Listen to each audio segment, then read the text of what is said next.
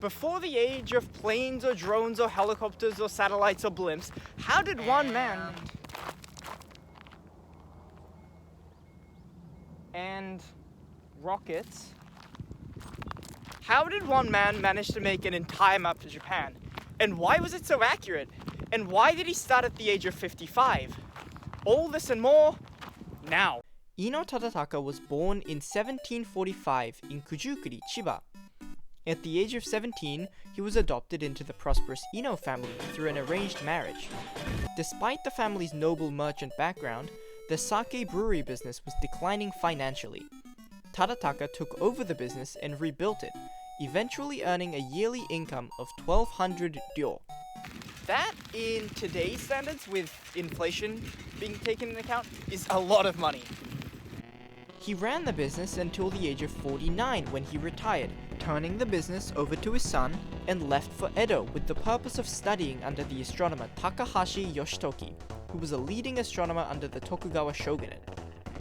Ino always had an interest in astronomy, and retirement was a great reason to be able to finally pursue it. Despite being 19 years younger, Takahashi took Ino in as a pupil, and it was under his tutelage that he learned about astronomy and celestial navigation, a key factor that enabled his maps to be so accurate. Takahashi and the other astronomers at the time were all trying to figure out the big question. What was the exact size of Earth? I mean, theoretically, the answer is quite simple. Figure out 1 degree of the meridian arc, then multiply it by 360 to get the circumference of the Earth. Ino attempted this by measuring the distance between 2 points within Edo, but his teacher quickly pointed out that the distance was too short and would be highly inaccurate. If they wanted a usable number, they would need to measure a much larger distance. Around the same time, the shogunate was also having a problem. See, there had been more and more Russian ships being spotted off the coast of the northern island of Japan, which was then called Ezo. The shogunate wanted tighter control of the area, but didn't have a map to be able to do so. So when Takahashi proposed the idea of conducting a thorough survey of the land, the shogunate allowed Ino to do so. There was an umbrella on the ground for some reason. The shogunate allowed Ino to go on the expedition, provided that he paid for everything himself. Luckily, Ino was loaded with cash, so he, along with 5 other surveyors, set off to chart the lands. But how do you even begin to map something without planes or drones or helicopters or satellites or blimps or rockets? Today, I want to find out how, by mapping this lake. I'm going to try mapping the lake using the methods Ino and his team used back in the day. And the only reason why I'm not doing all of Japan instead is I just don't have time. I got work tomorrow and like a thing I gotta do like the next day, so I got stuff. The team would set a starting point. I'm using this broken fence post I found on the ground. Then they would measure the distance until they hit a corner, indicated by another marker. They had real, actual markers back then. Ino would gauge the distance by maintaining a consistent stride and counting the number of steps taken. But over long distances, counting steps becomes highly inaccurate, so subsequent surveys utilized the measuring device called surveyor's chains, a chain of 100 metal bars, each about 30 centimeters long. Next, they would take note of the direction from the starting marker. The Ino team would repeat this process over and over again, going up the coast of northern Japan. On the expedition, Ino also managed to figure out the 1 degree of latitude, which he determined to be about 110 kilometers. He messaged Takahashi excitedly, and they celebrated the findings, until the shogunate politely reminded them why he was up there in the first place. After 6 months, the Ino team returned to the shogun, presenting the results of their hard work. The shogun, looking at the maps before him, says, "Look at that! That is really, really good, you guys, you know? I'm quite impressed, honestly. And you even got the little mountains up here and everything. That's really good. Well done, you guys. Now, do everything else.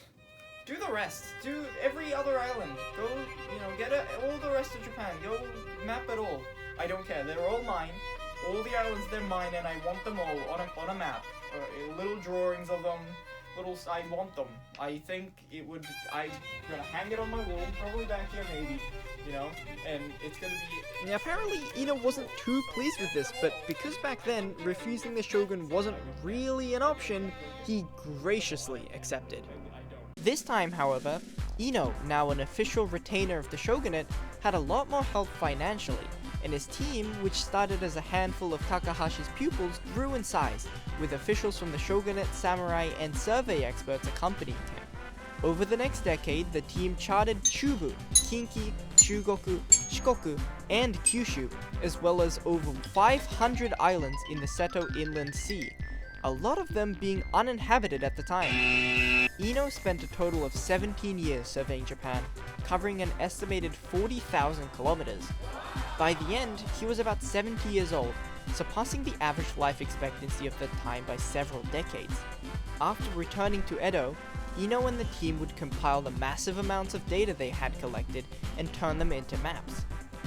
However, Ino would not live to see the maps completed. He died in 1818 at the age of 73. The Ino team, determined not to let Ino's efforts go to waste, continued the mapping project, successfully completing the Ino maps 3 years later in 1821. There are 3 versions of the Ino maps: the small version, the medium version, and his magnum opus, the large version at a scale of 1 to 36,000, coming in 214 sheets. These images are from an event they did years back at a school gym, where they laid 2-scale replicas on the floor. These maps are so big they couldn't even fit Hokkaido where it's supposed to be, above Japan, and just kind of had to put it off to the side in the Sea of Japan. Here is an image of modern satellite images superimposed onto the Ino maps. You can see that the latitude is accurate to an impressive degree, but there are discrepancies in longitude, especially in the north near Hokkaido. It's said that this is due to the limits of technology at the time, as accurate portable clocks were not available in Japan 200 years ago, and Ino had to calculate the longitude mathematically. Regardless, the maps Ino created proved remarkably precise for the time, and remained in use as late as 1924. He is not only remembered for charting the entirety of Japan, but for having done that at such an advanced age. His indomitable spirit and unwavering dedication to his craft left a lasting impact that transcends the boundaries of time. And somewhere up there, I hope he can see me and smile, knowing that I am carrying on his spirit. Speaking of which, let's see how my own map turned out.